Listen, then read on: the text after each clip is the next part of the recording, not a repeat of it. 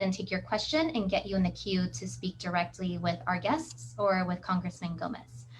And we certainly want to make sure to get through as many questions as possible tonight. So please, we'll have to limit participant questions to only one for now. Now, let's see, let's go ahead and kick things off then. So I'll turn the mic over to Mr. King. Thank you, Melissa. Hello, everybody, and welcome to the Community Forum on Student Debt Relief hosted by Congressman Jimmy Gomez. My name is Steve King. I'm representing the Koreatown Youth and Community Center, also known as KYCC. I have the distinct pleasure of introducing Congressman Jimmy Gomez. Congressman Gomez represents the 34th Congressional District, and he serves as Vice Chair of the Committee on Oversight and Reform and House Committee on Ways and Means.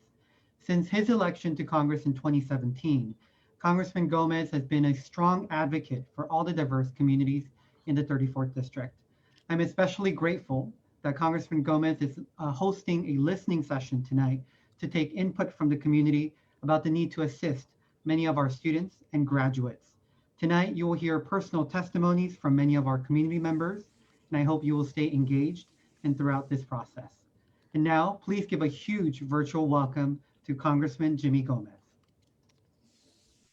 Thank you so much, Steve. I appreciate that.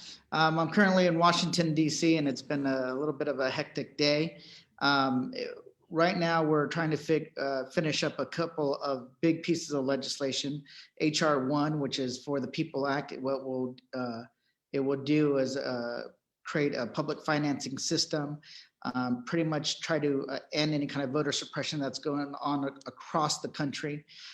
It is also including a bill of mine that would prohibit people who work in the executive branch from going outside and making, cashing in on their experience in the executive branch by lobbying the executive branch after they leave. So we're trying to do a bunch of things. And today we're also going to pass the George Floyd Justice and Policing Act to help end police brutality by banning qualified immunity, chokeholds, and many other aspects to what causes police brutality. Another issue, though, the one that we're here about, is the issue of student debt relief. This is something that I know that all of you care about. It's something that's been one of the hottest topics around. It's something that I actually worked on or tried to work on in 2016 right before I left the state assembly to run for Congress and before I got to Congress. And people always come up with simple ideas of cancel everything and that's how it gets done. But in the end, you have to have legislation to get that done or an executive order to get that done. But it was an issue that I knew that was on the forethought of people's minds across the country, especially the generation that came after the Great Recession or came during the Great Recession. That's when you saw skyrocketing student college cost to go to college, right? That's because of the devastation of the state budgets, the devastation of the federal budgets. And one of the things you saw is just the jacking up of prices to go to college. When I went to UCLA back in the day, I left with, I thought it was a lot of debt back then. It was only $15,000, but it was actually quite affordable. It was about $3,000 in tuition, I think, for the entire year. Most of the cost came from, as all of you know, for trying to have a place to live, food, just to pay your books and so forth. That cost has just skyrocketed in the years since I went to college. And then most of my debt still came from graduate school, like a lot of people who across the country. Graduate school was a whole different ballgame. I went to the Harvard Kennedy School for my graduate school degree in public policy, ended up walking away with about $65,000 worth of debt, and another about $10,000 in credit card debt, right? That's another thing that people don't ever talk about. So I ended up walking away with about almost, I would say, $90,000 to $100,000 in debt when it was all said and done. I've been paying it off slowly but surely over the past, now almost 20 years. And now I still only owe $45,000 in student loan debt. So little bit by little, I've been able to pay it off. But now the amounts are a lot bigger, right? Especially for the people that go to graduate school. Those are the ones that are getting hit, single mothers and so forth. So it's an issue that we need to tackle. I've been in favor of canceling as much as we can, to forgive as much as we can for student loan debt across the board. But what I wanted to do is have a chance for you all to hear from policy experts. We have Vivian, who's been working on this issue, Maria Teresa Kumar, who's been working on this issue. And these are folks that can walk through some of the policy discussions, the political discussions, and really kind of get into it and see what is real, what is doable. I think, yeah, we go as big as we can get, but it's always like, I want people to get into some of those policy discussions, the nitty gritty. And I know Maria Teresa, she actually was at the Kennedy School before I was, and a little bit before I was. I don't want to date you, but she was there just like a year before I graduated, and she's an expert on this issue, and I know she's our first speaker. So with that, I want to kick it over to the panelists, and then we're going to hear from a couple of people who are dealing with student loan debt and what it means to them, and then we'll get into a Q&A. And I'll be jumping in and out because of votes right now on the floor. With that, Melissa, I guess, will you be kicking it to Maria Teresa? Yes, I think you did a pretty good introduction. So Maria Teresa, please take it away. Thank you so much, Jimmy. It's always great to see you. And yes, I graduated from the Kennedy School, I think a year or so before. I was fortunate though, because I was there on scholarship. So my UC Davis loans were much bigger for me than my graduate study.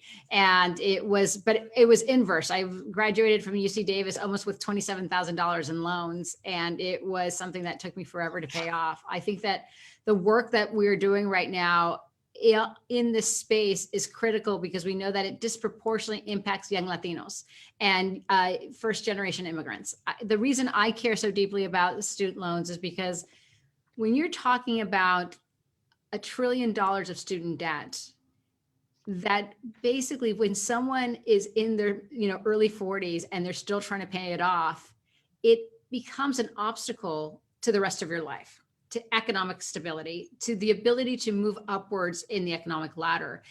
I would say that it is the single largest barrier to starting a family and to being a first-time home buyer. And if we believe that the first-time home buyer is a pathway to the American dream to create equity and wealth, especially among first-generation families, we have to address student debt. And one of the things that Voto Latino did this past last April, for the very first time, we endorsed a presidential candidate. We had never endorsed a candidate. And one of the things that we endorsed Joe Biden was to address student debt in a significant way. And the work that Congressman Gomez is doing specifically to encourage the Biden administration to pass at least a $50,000 debt relief is not small. It's significant because, again, it allows people who are right now more than ever coming out of a space where the odds are stacked against them because of the COVID pandemic and the sluggish economic recovery. I think that one of the reasons, if you were to ask me, why do I care so passionately about this? I worked on Capitol Hill back in the day when everybody in different industries were jockeying for bankruptcy relief. And every single industry was grandfathered into declaring bankruptcy, except for student loans. And it just never sat well with me, Jimmy and folks, that this idea that the reason that you're going to college is to better yourself and your future, and yet you get dinged by not being able to actually pay it off or try to exercise your excuse to become, to file for bankruptcy, just never sat with me. It just felt like the stacks were against you. And we come from families where we deeply believe that education is the pathway to success. And so the more that we can engage with the Biden administration, the more that Voto Latino could engage with members of Congress to ensure that this is an opportunity, again, for income relief, it allows us to not only say, yes, we are going towards an equitable educational system, but we're also talking about basically taking the chains off people so that they can enjoy and go into a pathway of a middle class, where again, oftentimes it's through home ownership that one starts building equity. Maria Teresa, thank you so much, and that's definitely something that is always in the back of my mind. It took a while to even get to a point where I saved enough in order to buy my first house. Now we're going to go. I know you're going to leave soon. How much time do we have with you? I have my apologies. It's my dinner time. I'm supposed to. I'm on deck for cooking, and so I have 2 kids right now that are watching My Little Pony, and they shouldn't be. They're like. So I have probably another 5 or 6 minutes. Okay. One of the things we want to do is let's go to Vivian, and then we'll see if we have any quick questions for Maria Teresa before she leaves. So go ahead. Thank you. Go ahead, Vivian. Thanks so much, Congressman. Thanks everyone for having me. And I want to just first say I went to the Harvard Graduate School of Education, which I think Kennedy School was great, but the education folks were. We're going to start that. Great, but I work at the Center for American Progress. We're a progressive think tank here in Washington, D.C., and advocate for progressive policies on higher education policy, among other issue areas. I care a lot about this issue because I'm first generation to be born in this country. Both my parents are from Mexico. Was also the first in my family to go to college and to go to graduate school and have student debt. And just know that education equity is the key to the middle class, which has been said already. I want to cover really 2 main topics here. The first is just to map on why the student loan crisis in this country is actually rooted in racism and in a history of racism, and how that relates to racial wealth gaps. So first, racism really has had a cost for all Americans in higher education. We have really shifted in this country from a free college system for a majority white college-going population in the pre-civil rights era to a debt for diploma system for predominantly students of color population.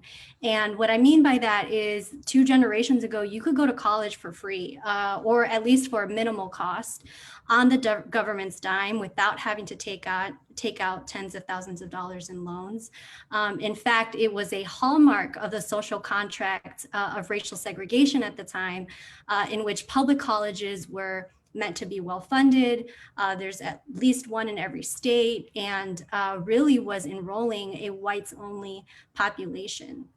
Now, after the Civil Rights Act and at the Civil Rights Movement, that white voting majority then started to oppose a lot of investment in public goods, including public colleges. And that really shifted to the system we have today, where people of color who are increasingly going to college, especially among Latinos, the Latinx community, it has one of the highest rates among all racial groups to be enrolling into college, although our completion numbers are more narrow.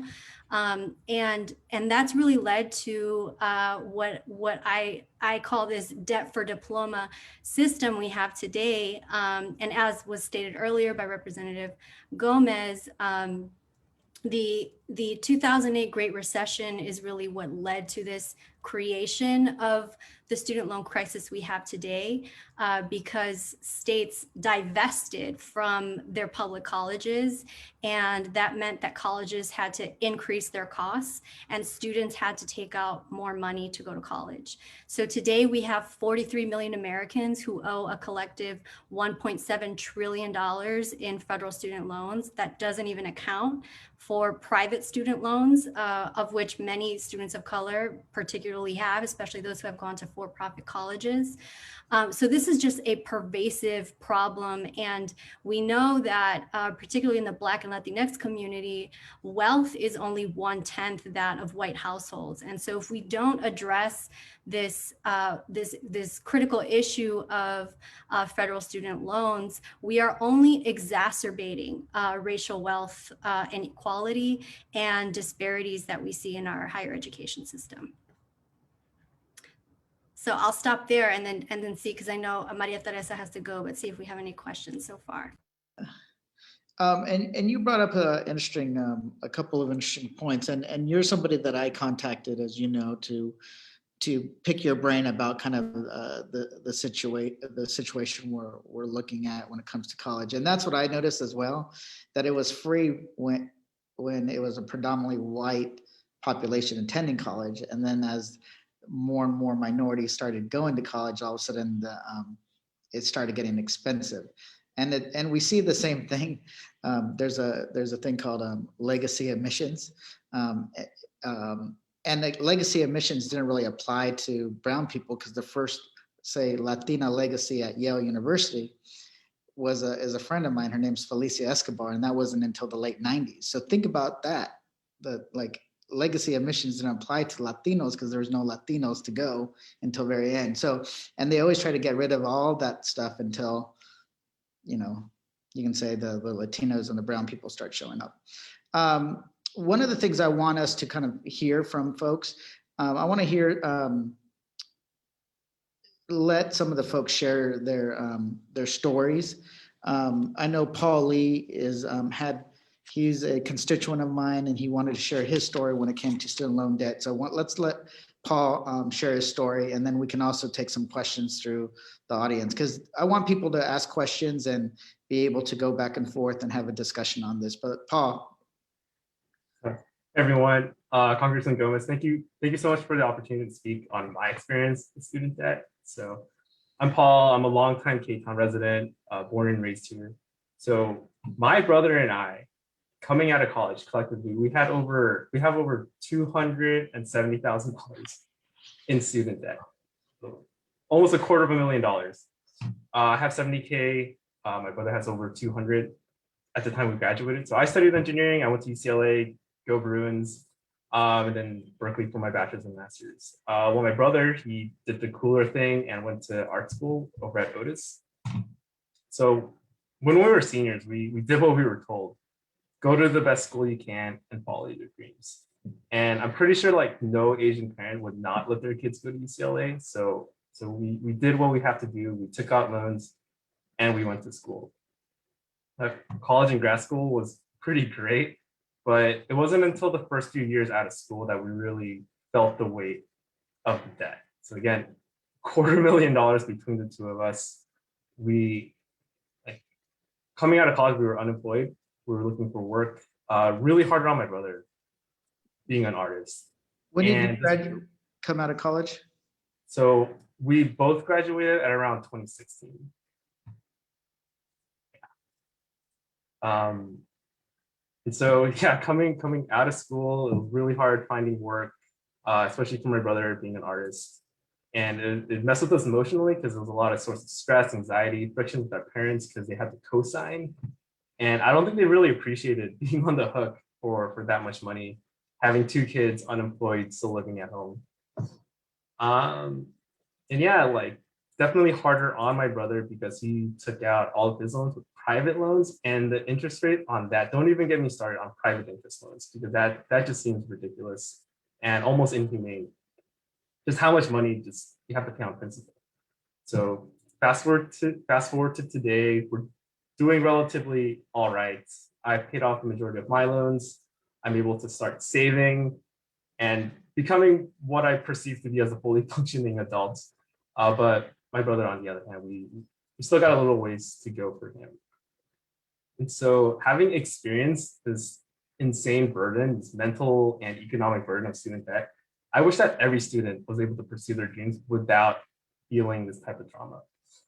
And for me, for the past 4 years, I've done what I can to help other students out. So I'm part of a STEM nonprofit where we fund scholarships to help students pursue their dreams without this type of with this type of shackles. So I think personally, higher education in the long run needs reform, but any help from Congress right now would be so beneficial for students like myself, like my brother, and everybody else in the community. So yeah, thanks for the opportunity to share. Love to engage in more dialogue and yeah, just to share my experience. Paul, thank you so much. And you went to college a little later, and you're right. The amount, like when I graduated, my first job on the Hill was $33,000. I was making $33,000, and there was no way I could pay my student loan debt at the time. And I got a little relief from working on the Hill, but it wasn't much. One person mentioned this, and I'm pretty sure we've seen this happen. And this is a question for Vivian. Somebody was mentioning that affordable housing goes hand in hand with student loan debt. Expensive housing drives up loans. Is legislation doing anything to lower housing costs, especially in public institutions? That is a good point. Do we see there is a correlation between how expensive it is for people to, pay for a room in a dorm versus, and an apartment? Do you see that correlation when it comes to people with student loan debt?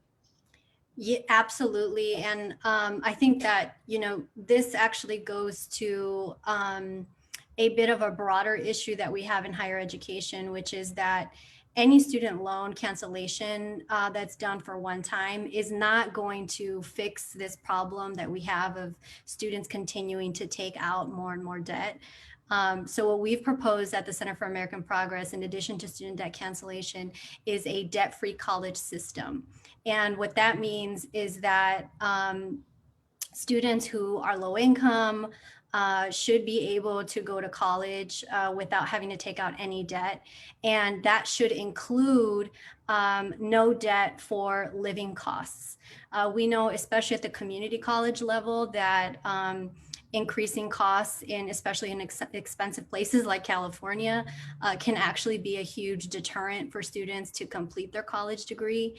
So there are proposals out there that we have pushed at the Center for American Progress to ensure that costs are not only tied to tuition, but that students' costs are covered beyond tuition. I just linked a report that's called Beyond Tuition, actually, that explains this a little bit, but essentially accounts for students' living costs, which we know can be an impediment to actually completing a degree. And I think you raised an interesting point, and we can kind of go into it a little bit more later. The idea that we have to help people that are struggling now with the debt burden that they have, but at the same time, we don't want those individuals with that debt burden replaced with more individuals coming out of college, right? That next generation getting straddled with even more debt, right? So we have to. It's almost like two-headed monster that we have to tackle at the same time. One, canceling the debt, some of the debt as much as we can for the people who are struggling now, plus the dealing with the next generation that's coming up. Because that is, you're absolutely correct. Where it's almost like we'll be taking out water out of a sinking ship, but more water is coming in as we're scooping it out. So I know we have somebody else that's gonna share our story, her story. Melissa, would you like to do the introduction? I would love to, thank you. So next up is Zooey Espinosa from Cal State LA, and who actually grew up in Highland Park. So Zooey, why don't you go ahead and share your story with us? Oh, get on mute. Sorry. Hi, everybody. It's very nice to be here. I'm here for a reason, because this is very personal to me, along with a lot of, the folks who are on here as well. I work in education. I work at Cal State Los Angeles. I'm the Director of Policy and Government Relations. I work in this field because I still believe that education is and continues to be the greatest equalizer in our society. But I say this with the huge caveat, I did everything right, quote unquote, everything right, but yeah, I still can't get ahead. I remember just talking to the congressman not too long ago about like the crazy amount of debt that I have, how I'm the first in my family to graduate college, yet, I still can't afford to buy a house in my own neighborhood of Highland Park. And that's incredibly disheartening to me because I'm a very mission oriented person. I grew up in this area. I want to continue to serve this area. So a little bit about my background. I actually went to a private university for my undergrad, Loyola Marymount University. And, I remember the amount of debt just to go to university there was just monumental. However, because I was the first in my family, because my family was so incredibly proud, they were like, just take on the debt. It will pay itself off. Eventually you'll pay it off. Don't worry, you'll get a good job and you're going to pay it off. So I graduated during the recession in 2008 or so. And guess what? It didn't, because it was really challenging to find a job. So what I did was actually decide to go to another country to teach abroad for a couple of years, so I moved to Asia to teach. And it was there that I knew that I wanted to pursue my graduate degree, but I also knew that I couldn't afford, to go to grad school given the crazy amount of debt that I had already from my undergrad. So I actually pursued my master's in Canada, where the price was literally 1/4 of what I would have paid at any state institution here in the US. I didn't know anybody, but I said, hey, this is, a significant decrease in terms of what I would have paid for a graduate degree that is, commensurate in the US. And also, I think that a lot of individuals are now kind of starting to think of obtaining their degrees elsewhere, like in Europe and Canada, because it is so much cheaper. And this also leads to a significant brain drain for our country. And I don't think that that's something that's talked about enough. And then now I just recently finished my doctorate at UCLA, go Bruins. And again, I'm looking at over $150,000 in debt. I'm the first in my family to graduate from college, yet, as I said beforehand, I can't get ahead. I can't build equity. I can't build that generational wealth. My partner and I have talked about wanting to, start a family. And that has been a big deterrence for us because we're like, how are we actually going to be able to do that? So, this issue, it needs to get resolved. Like, it's just utterly and absolutely unsustainable. And similar to what Vivian said, this is deeply rooted in racism, because I joke around and say, we're indentured servants to the system. I work for a state institution. I am in the public service loan forgiveness program, and you have absolutely no idea how horrible it is to actually call every so often and like check that they're actually properly counting, my payments, because for whatever reason, there's always an inconsistency with my log and like their log. So it's just, it's painful, to be honest. And I also think that, we don't talk about mental health, but this also leads to a lot of anxiety and depression for a lot of us who are experiencing this. So I'm happy to be here and answer any questions.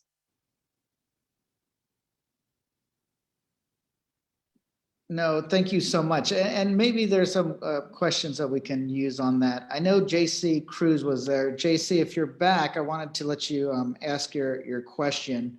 One of the things that I want to ask Vivian is that there is a debate when it comes to what can the president do when it comes to 50,000 by executive order or 10,000, right? There's a disagreement. Can you go over that? And then I'm going to run to vote. I have 5 minutes to vote right now. I'll be right back. And then JC can ask this question about interest rates, if there's anything that can be done on interest rates. But I'll be right back in about 10 minutes. Thank you. Vivian, the floor is yours. You're going to be handling this. Great, I got it. Don't worry. Thank you. Thank you for your leadership in voting for a critical legislation. But Before I talk about the executive action authority, I want to just build a little bit off of what Suhey was saying and talk about this distinction between income and wealth. I don't want people to walk away from this conversation thinking that college is so expensive and that means you shouldn't go at all. Or encourage, especially Black and Brown communities, to not go because it's so expensive. Having a college degree still by far improves the income outcomes of those who graduate. So although here I think here the barriers we are really talking about are about wealth building, but the studies do show that going to college does have an income premium, meaning an income boost, and that's across race. What it doesn't necessarily have is a wealth boost, and that's also has racial disparities consistent in there. So I just want to just restate that you know, I do believe that I'm a product of it. My grandparents were farm workers. My father's a bricklayer. Everyone in my family before me has done hard labor, and I'm the first because of college who is able to work from home in this pandemic. So I just think it's important for us to recognize that privilege, especially those of us who come from immigrant households. We know that we are transcending these different income barriers. So I just wanted to state that. And then secondly, to the question about whether or not Joe Biden has this authority to cancel student loan debt. So there is, I would say there is a discussion about this, but I would say on the progressive side of the party, folks have stated and re-emphasized that President Joe Biden does have the authority under the Higher Education Act to forgive student loans. It's something called the Compromise and Settlement Authority. And there are multiple sort of arguments. I'm not a lawyer, so I can't go into the details of what the different arguments are. I wouldn't do it justice, but there are multiple arguments about what the Biden administration can do. One example of this is that it's clear in the Higher Education Act that the Secretary of Education can cancel the debt of students who have been, for example, defrauded by for-profit predatory institutions. And this has been going on in the Obama administration, even during the Trump administration. There have been thousands of students who were lied to. These colleges had implemented very predatory practices and preyed upon vulnerable students, particularly in communities of color, veterans, low-income people, and lied to them about their programs, and essentially left students with high debt, no degree, particularly worthless degrees. And for those of you in California, you might remember Corinthian colleges from like the 2014 time when they closed. So there is authority in higher education law for the secretary to cancel that debt. And there are some who say, well, it's already been done. It's happened through that avenue, and it can still happen in Biden's administration and should be done so.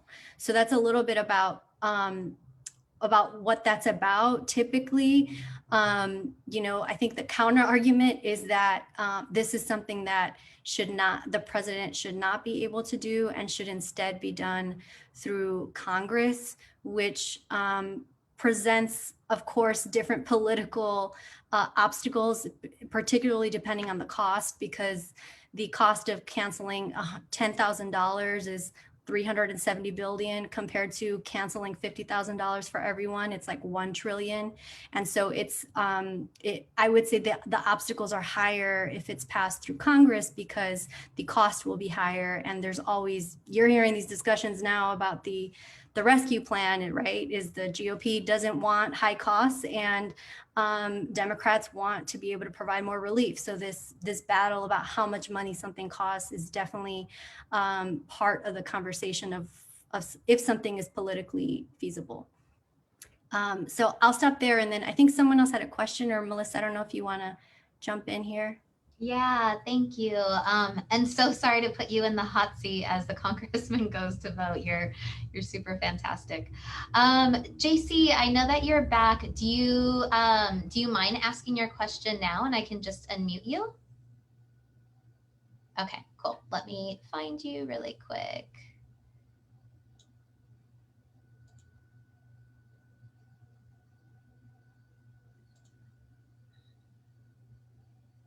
All right, can you unmute yourself now? Yeah. Hi, Great. can you hear me? Yes, we can hear you. Got it. Well, actually, thank you for having me. I guess present. So I guess I'm gonna start off by saying that I am in a very unique situation where I owe $208,000 in student loans. However, I do have the cash on hand to pay it off. So if I wanted to pay it off, I could do it right now. I know it's a good plan to have, right? I born and raised in the city of LA, and I own a fourplex. My wife's an attorney, so we're doing fairly well. So I guess my dilemma is that I don't I don't have faith that Joe Biden is going to do anything, and I'm sorry to be very blunt. Like I don't think he has an urgency to do it. So I'm not looking for forgiveness, although that would be beautiful. If you could forgive even like 10 or 20% of my loans, that would be awesome.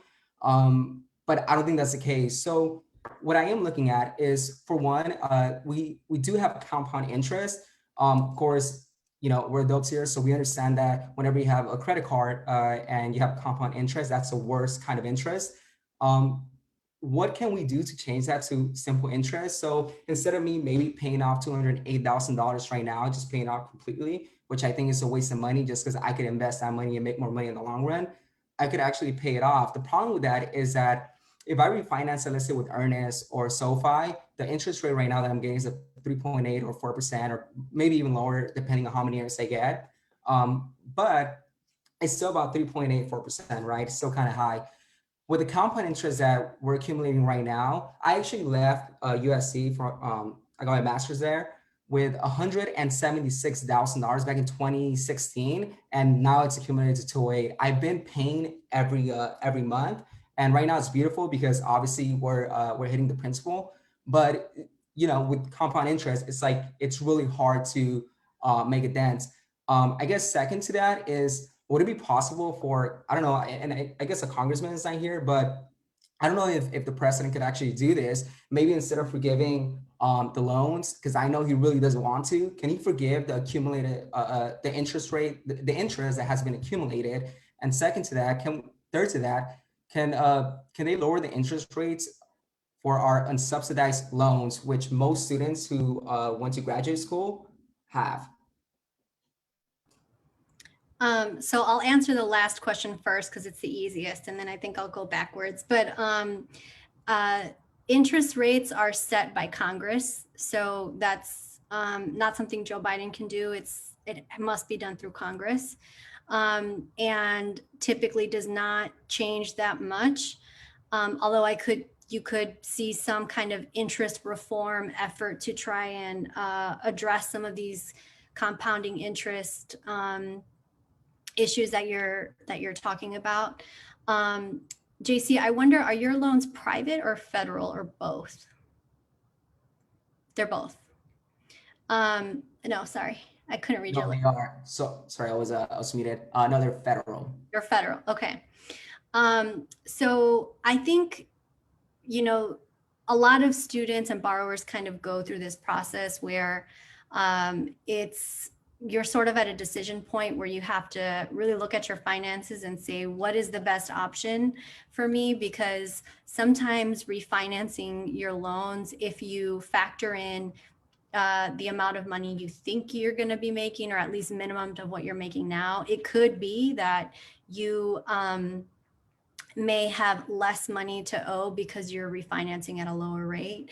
However, when you do that, keep in mind that anytime you refinance your student loans, you will be starting over on any progress on repayment plan. So, Representative Gomez mentioned earlier, public service loan forgiveness program. There are a bunch of different types of forgiveness programs. Actually, if you're on an income-based repayment plan and you pay your loans for 20 years, anything after that is forgiven.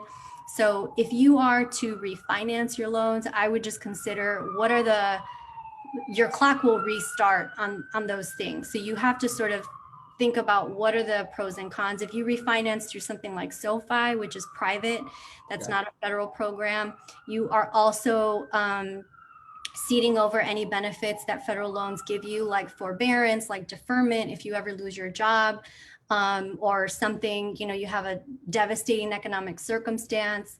Federal loans give you that flexibility to where you can have some, you don't have to pay for whatever reason, you go on administrative forbearance. So it really just depends on, what's the best fit for your circumstance. And I would go through, there's like multiple calculators and things you can look at that'll help you look at over time what's going to be the best option for you. Yeah, I guess fantastic, Noah. Thank you. I would just say that if Congress can do something about the interest rate, I think again, I think anyone with common sense would just look at that and say, hey, compound interest is now benefiting any of us, and every month you're seeing it go up and people are just paying the interest. I think at this point, I think that's kind of the best case scenario, because I just don't see the precedent for giving anything, even if it's $10,000. A lot of us, especially students of color or just graduates, we owe over $50, $70, $100,000. 10K to a lot of us isn't really anything. And by the way, like, I'm gonna be honest, like, I'm blessed that I own property in the city of LA, my home. I'm a landlord, so at least I have that. A lot of my neighbors, a lot of my my colleagues, guess what? They don't own a property, and I'm 30 years old, so I still have some time. They're 35, 40 years old, and they don't have anything. Hey, JC. So that's, so I'm back. It's something. JC is somebody, honestly, I talked to about this issue.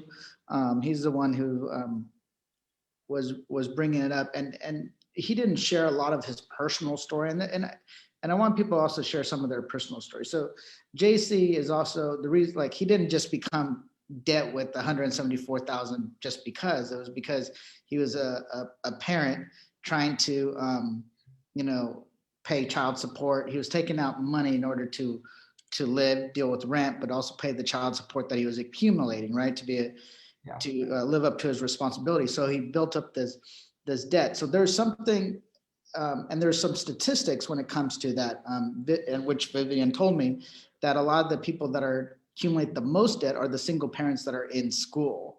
And then additionally, the 10,000 number is for, the reason why it's the one that's thrown out the most, there's a reason behind it. It's because the people, and Vivian can go into the reasons, but it's really as if I remember correctly, the individuals that have defaulted on their student loan debt tend to owe less than roughly 10 grand or less, if I'm correct. And it really is predominantly brown people of color, Latinos and African Americans, who didn't ever even get their degree, so they're not getting the benefit or but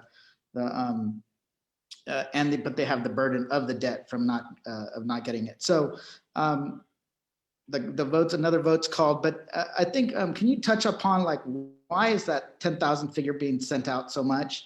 And then also, I'm looking at different ideas regarding how to solve it. The interest rate's an interesting one that I haven't been able to dig into. There's a bill that I just introduced today. And when I come back, I'll mention what it is. And then it's going to be most likely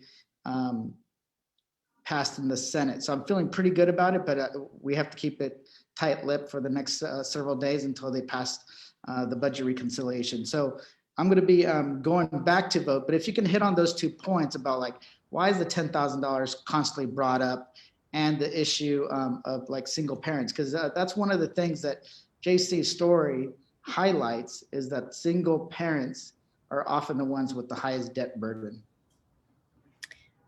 Sure. So first in the $10,000 issue, and I want to sort of contextualize this moment for a minute, because student loan relief was not in the national discussion even 5 years ago.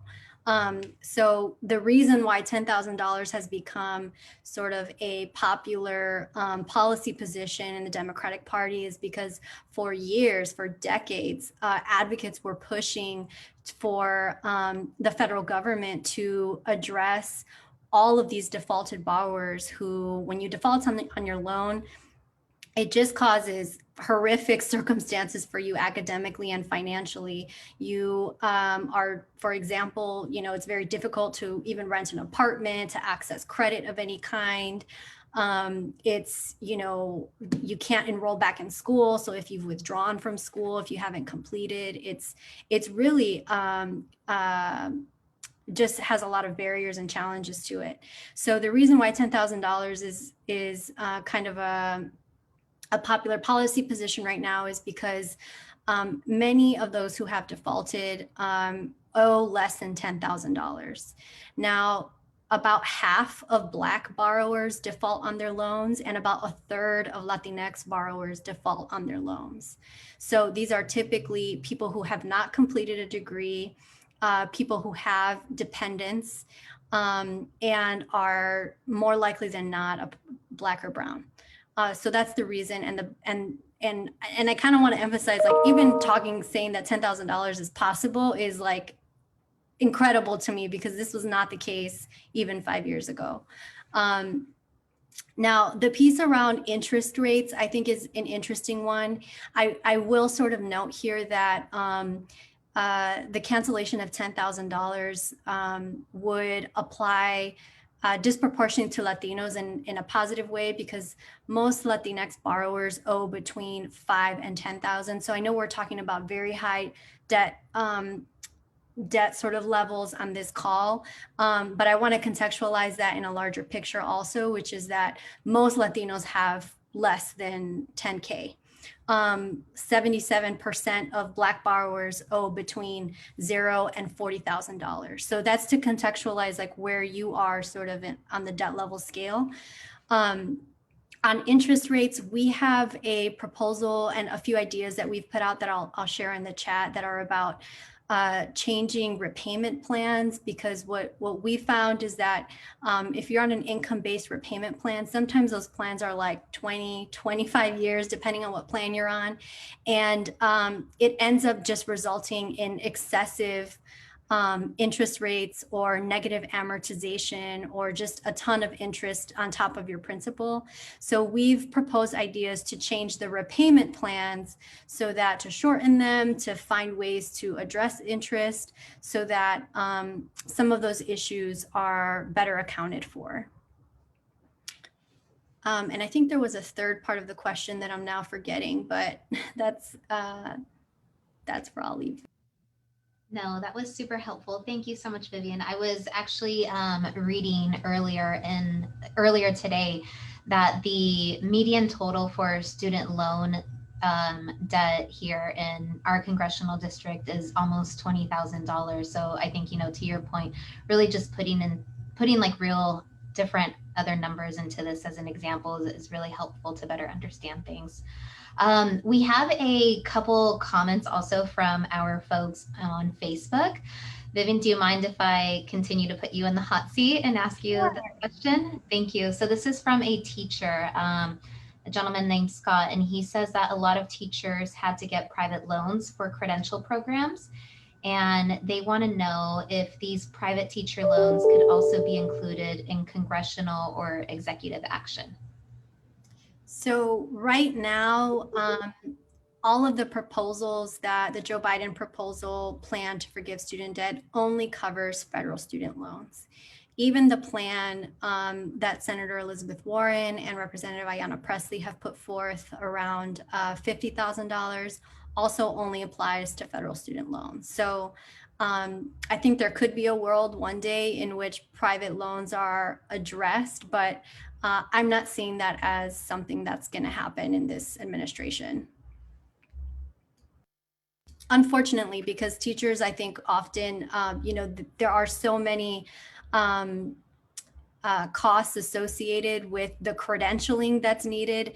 The teaching profession is incredibly rigorous and incredibly professionalized. These people are highly trained. And something we talk about in a paper we put out that's analyzing graduate student debt is that this idea around whose responsibility is it to make sure that folks who are in professions like teaching and social work that require graduate level training, but have relatively high costs to get those credentials, but relatively medium to lower earnings compared to the debt that they'll take out. Whose responsibility is that? Should we, should states have incentive programs to where they help teachers pay off their loans, or employers, school districts who can somehow subsidize these student loans or provide different types of benefits? So I don't think there's one answer here. I think there's, multiple ways to address the problem. But I think overall, our educators are, in my opinion, like one of our most treasured folks and professions in this country, and we should treat it as such.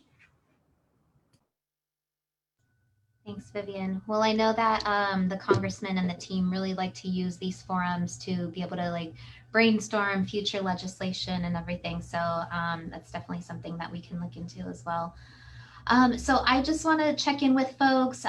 It's 6 o'clock. I want to just make sure that folks that are joining in via Facebook and also via the Zoom have an opportunity to ask any questions. I've definitely seen some comments come through, so really appreciate everybody being so attentive. But again, if you have any questions, just please feel free to chat them over to me, and I can make sure to ask our terrific subject matter expert, Vivian, and then hopefully the congressman will be back after voting to be able to answer anything else.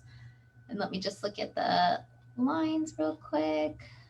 All right. If I may, Melissa, there was a question that I think was sent earlier before we started the call that might be helpful to address, and it was around if the $50,000 debt relief proposal would disproportionately benefit higher income graduates who have gone to Ivy League institutions, which was something that President Joe Biden said in a town hall recently. And I've been seeing that come up a lot on Twitter and in different spaces I'm in. So maybe it might be helpful to share some data on that. This just isn't true. A recent estimate showed that only 0.3% of federal student loan borrowers attended Ivy League colleges. The vast majority of students who graduate from Ivy League schools have zero student loan debt. And these institutions just overwhelmingly enroll students from the top fifth of the income bracket. So they can afford to go to these colleges out of pocket. And many times Ivy League institutions have zero student loan policies, to where if you are admitted as an undergraduate student and you can't pay for something, or there's a cost that you're unable to afford, the institution itself, because it is so wealthy, can offer financial assistance in the form of grants that don't have to be paid back. So this idea that debt cancellation would help people at Ivy League institutions just isn't true. I know at the top of the hour, I said I went to an Ivy League institution, so I don't want to sound like I'm completely oblivious to that. But I do think at the graduate level, particularly, there just aren't students with limited financial means are generally not served by Ivy League institutions. And when they are, they do have to come out with student debt, but it's not representative of most people who have student loans. It's an interesting point you're making. I'm back, so running back and forth. So I serve with Democrats from all across the country, right? There's some in from Florida, from Ohio, the Midwest, all over the place, and they all have different types of public university systems, right? And there are some folks that believe that that forgiving student loan debt or canceling a certain percentage is going to help mainly the people in the blue states, right? And that's why they shouldn't do that. Do you know of any statistics that say no, the student loan debt crisis impacts people across the country from in different states? I think this is a very politically charged way to frame this issue, that between blue states and red states, because if you know anything about higher education or policy, there are states who just divest from their public higher ed institutions. And that is the reason why there is a lack of access to enroll into those colleges and potentially have lower student debt levels. So this whole idea that, it's a blue state versus red state thing, I think is just a fallacy. To put it bluntly, I don't think that's the way it operates. If anything, student debt cancellation would help us to prioritize higher education and incentivize states to reinvest in their public higher ed institutions. California, I think, in my opinion, has one of the greatest public college systems in the country, if not in the world. And it's because the state so heavily invests in those institutions that it's able to really provide it to many students. So if I see anything that's that has like some specific statistics that breaks it down by blue and red states, I'll definitely share it. But I think that understanding higher ed that way is the wrong way to look at it. No, and I appreciate it. And the reason why is that there are folks that are like, and they're also making arguments where it is attached to housing and cost of living, right? They're like, our folks might have a higher, a debt burden, maybe the same or maybe a little less than, say, other big states or blue states. But in ours, the housing, a house is 150,000. So their debt, student loan debt, is not the barrier to buying a house, right? And sometimes they don't see it the same. They don't see it as their men nest egg. It's a more complicated, and the reason why is I know in Akron, Ohio, where my wife's from, you can buy a pretty decent sized family of, house for a family of four or six for $150,000, right? In a pretty good part of the city. So the housing angle and the cost of education does go hand in hand. One of the things I'm curious about is say we forgive $50,000, right? Biden does do it. He signs an executive order and forgives it. Do people have to pay taxes on that? Is it considered income? There would have to be some mechanism in legislation or done through executive action, whichever the mechanism is, to make sure that there is no tax liability. So the way federal loans, there has never been this debt cancellation at this scale before. Mm-hmm. And one thing that we've been pushing a lot around the Hill is for folks to make sure that there is no tax liability, because some parts of forgiven debt are taxable. Not all, it depends what kind of forgiveness program it is. For example, the public service loan forgiveness, that's not taxable, but there's other forgiveness programs that are taxable. So it would have to make, and what I mean by that, I'll break it down a little bit in case folks are like, what does that mean? If you are to get, let's say, $10,000 that relieved or canceled from your student loan balance, that could be considered as part of your income. So let's say you make $50,000, the $10,000 would be considered as part of your income. So it would go up to $60,000. So when you file your taxes, now you have to pay money on the $60,000 as compared to the $50,000 of the actual earnings you had from the year prior. So that's something that I think a lot of advocates are thinking through, is how do we make sure that that liability doesn't exist? Yeah, and that's something that I've thought about, because when I worked on the Hill and I was a staffer and I got some money towards my loans. I didn't know that that would be attached to my income, and then I would have to pay taxes on that I was getting, I was getting that $300 a month that I was putting towards my loans, but eventually I would have to pay taxes. So it was something that I reminded myself of that when I saw people like, okay, we're going to cancel student loan debt. What does that mean for people? Because here's the thing, I don't want to see us help people who are struggling and then create a tax burden on the help that we're giving them. And that's something that I'm very cognizant about, especially since I'm on the Ways and Means Committee, which is the taxation committee. Yeah, I think that's a good point, especially during a pandemic. You don't want people when they file their taxes next year to, what if people haven't, found a job yet or whatever the case is, and then they have either less income from their tax return, or then have to owe money. Like that would just be detrimental. But I have heard that, the Ways and Means Committee has jurisdiction over this issue. So would be happy to work with you and others on, ways to think through that. Definitely. We have a question, and we're just going to let the individual actually ask it himself. Melissa, do you want to unmute him? All right, Armando, are you there? Yeah. I just wanted to know, what do you think about the income-driven repayment? What, Vivian, your thoughts about income-driven repayment plan?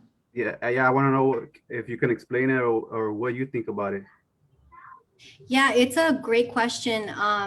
Income, and I think a lot of borrowers don't know enough about income-driven repayment. So essentially, the Department of Education, what they do is, if you are interested in making payments based off of your income, you can essentially show proof of how much money you're making, and then the payment that you are to give to the Department of Ed is adjusted based on your income. There's I think more than a dozen repayment plans. So it depends on which repayment plan you're on, but it's a good idea to every year look at your repayment plan, because some of them are based on 10% of discretionary income to go towards your student loans, as compared to 15%. So there are some of the repayment plan options, the income-based repayment plan options, that are more generous than others. So it's important to just call your student loan servicer. And I can drop a link into best ways to do that, because I know student loan servicers can be tricky to navigate too. But it's a good idea to every year, you have to submit your income certification. If you're on public service loan forgiveness, you have to also submit your employer certification and make sure that all of your payments are counting towards your forgiveness. I know it's very complicated, and this is why it needs to be simplified, and we just need a better system because it's not sustainable. But I do think that income-based repayment plans are can be very effective, especially for people who are in public service or working at a nonprofit, for example. And one of the things that I did, I actually consolidated my loans, except my private loan was separate. I consolidated all my loans, and I spread it out over 30 years. And and I did that so I can just control the cost of that, right, as much as possible. So now for me, it's better just to continue paying. Mine is $355 a month every single month, and now I don't even pay attention to it anymore. But it's still there, still the debt. Can't get rid of it. I'll just add that that income-driven repayment also isn't going to solve it. There's a lot of issues with it too that could really be improved. Yeah. So, do you think? We've made some arguments from folks, I made some arguments too, I debate. So what goes on in Congress, we often talk to other people in our caucus, and we say, hey, what do you think about this? And one of the things I argued is about, what about allowing people to declare bankruptcy, right? What are your thoughts about that? What's the think tanks? What do the think tanks think about allowing people to declare bankruptcy if, when it comes to student loan debt? I think we should be allowed to claim federal student loans in bankruptcy. You can practically do any other type of loan through bankruptcy. So why not the one thing that's actually supposed to lift people out of poverty and move up the economic ladder? Why isn't that part of bankruptcy? And I think it's also really important for these folks that we're talking about who have defaulted on their student loans. There's just no way to get rid of your federal student loans if you can't pay them back. It really puts people in a difficult position to where their wages are garnished, their Social Security income could be garnished. It's just, we really have this punitive system for not being able to pay back loans, which is much harsher than other types of loans that you can take out. You can put, a mortgage or anything else in bankruptcy. Why not federal student loans? I do think though that that should be done. I know Senator Warren has put out legislation around that. We support that at CAP. And I think that the larger question still is that we need a debt-free college system, and we need today's borrowers' student debt to be addressed. No, I totally agree with the debt-free college system. And something, I went to a community college. I'm a big fan of community colleges. I think making them free across the board is a step in the right direction. And I've been toying around with a few ideas. One is we had a master plan in California, the master plan for higher education in California. And that was revolutionary back in the day, right? That said, if you're a high school student and you're in I think it was like top 10% of your high school class, you would get into any of the schools.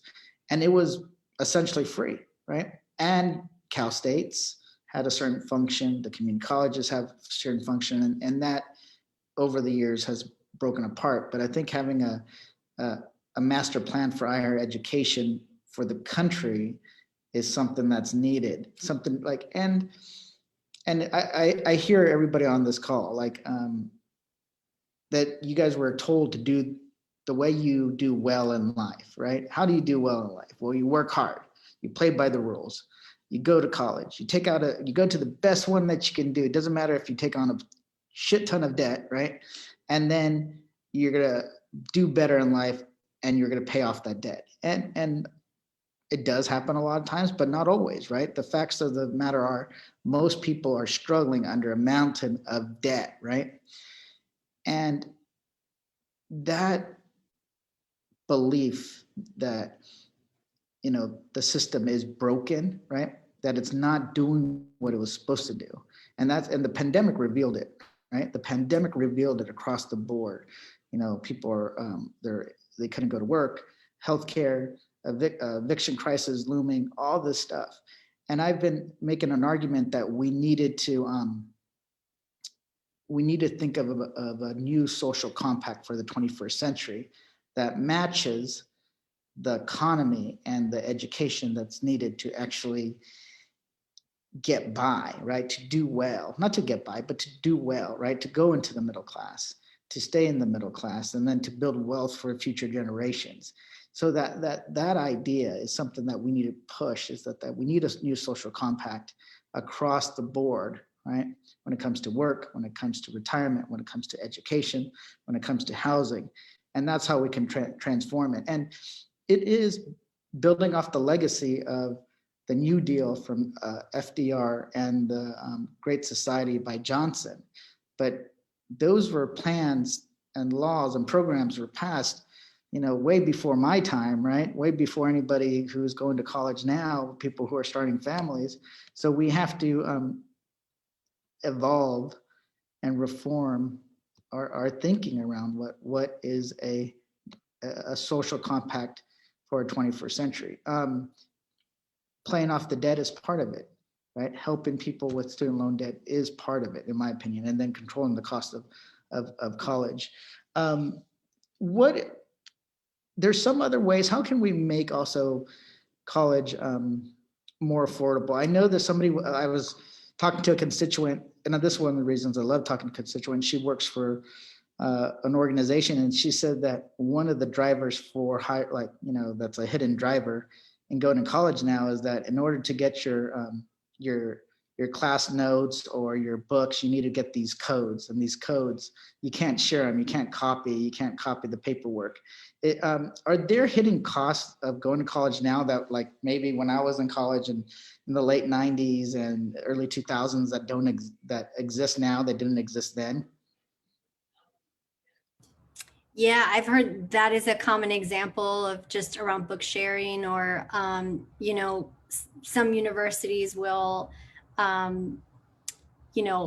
these certain restrictions around what you can access, and sometimes you have to pay for it. And there are all these hidden costs. I'd say also, particularly for, community college students, there's a lot of costs associated with getting there and getting home. I think particularly in Southern California, there's a crisis around homelessness for students who go to community colleges because they just can't afford to live in the area. And so there are just, I think, a tremendous amount of costs that aren't even, thought about when we think of just tuition.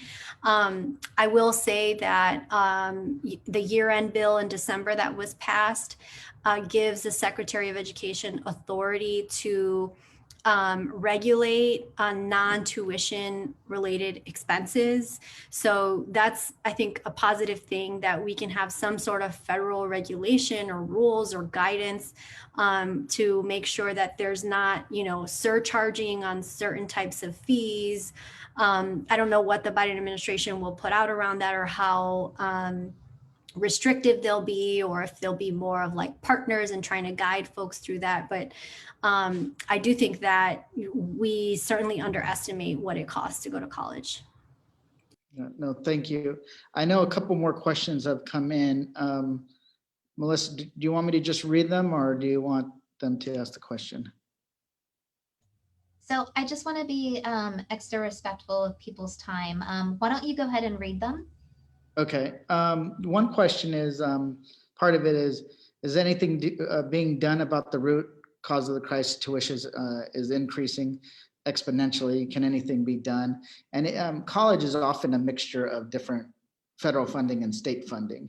And the federal funding, we're definitely looking at kind of increasing the funding to the states to help it out.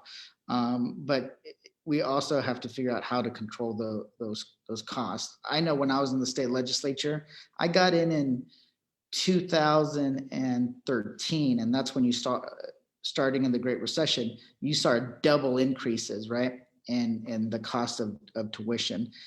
That's one question, Vivian, maybe you can answer. Another question is about income. I have a question for Vivian about income drive and PSLF forgiveness. And it says, often we see a statistic of 1% application being approved for PSLF, and want to know the accuracy. And what are the statistics for income-driven plan forgiveness? Very, very complex questions, but I know you can do it. Yeah, and I'll do it quick for you all. So on the first question on tuition. So I think the best way for us to keep the cost of tuition down is for what we call a federal state partnership, with which Congressman just alluded to, and including a restriction that prohibits states from not maintaining or decreasing money. This is I think the biggest driver of tuition costs is when state governments pull their money out.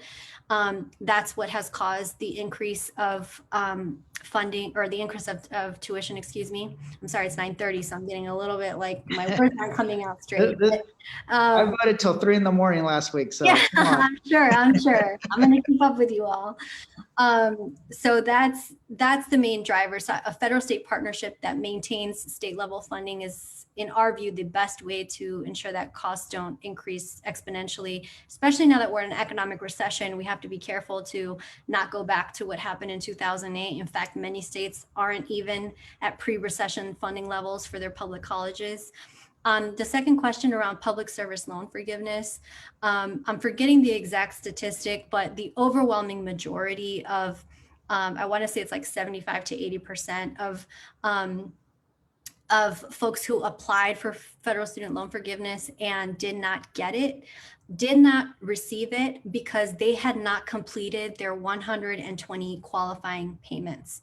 So what that means is basically the Department of Ed just did a real poor job of educating the public about what you actually have to do in order to qualify for the forgiveness program.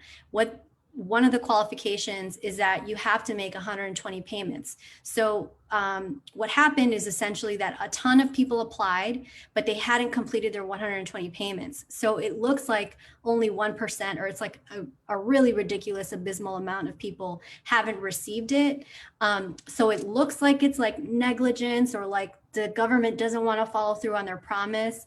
But when you look further at the details, it's more about communication and understanding the repayment plan that you're on. So this is why I'm saying it's, you know, I'm not trying to say that it's on the burden of the consumer. It shouldn't be. It is a responsibility of the federal government to ensure that as consumers, we know what we're getting ourselves into.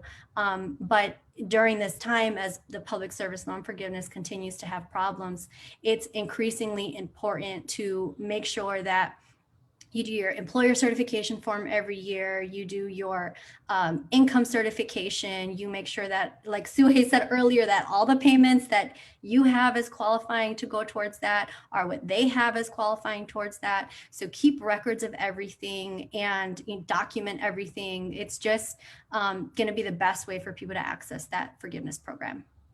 That's an interesting, I'm going to have more questions on that program, so maybe later, so I can kind of dig into it. One idea is, are people looking, okay, if we say maybe it's not 120 payments, maybe if we lower it to 100, what percentage would actually qualify, right?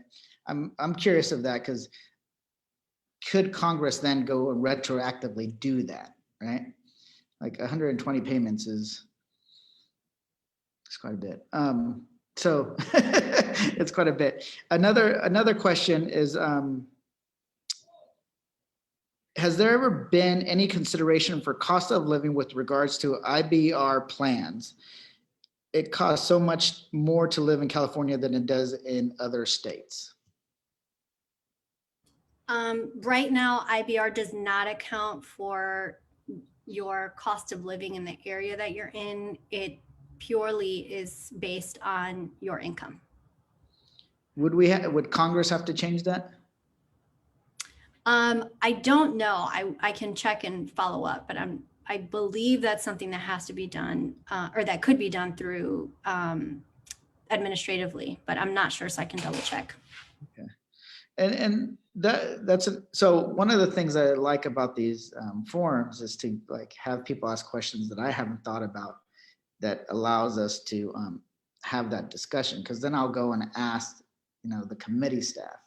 So one of the things I am looking into is the tax issue, because I'm on the Ways and Means Committee, and that was because of a discussion that I had with Vivian on the issue. Melissa, is there any other questions?